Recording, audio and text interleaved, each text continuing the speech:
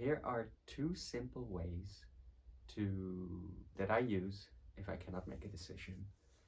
One I do together with other people, and the other one I can do by myself.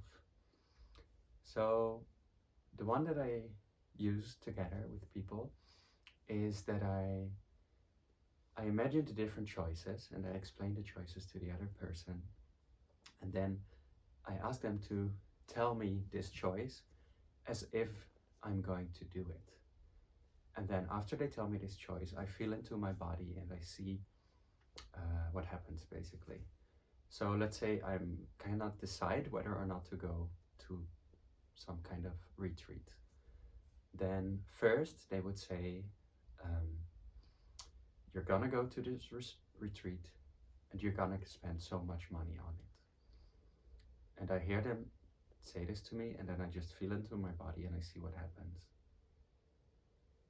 Then they're going to say, you're not gonna go to this retreat, you're gonna do something else and you're gonna keep this money.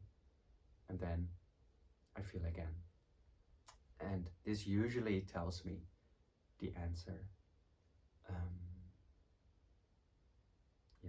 There's usually some kind of relaxation or some kind of excitement around one of the options, which tells me that this is the option.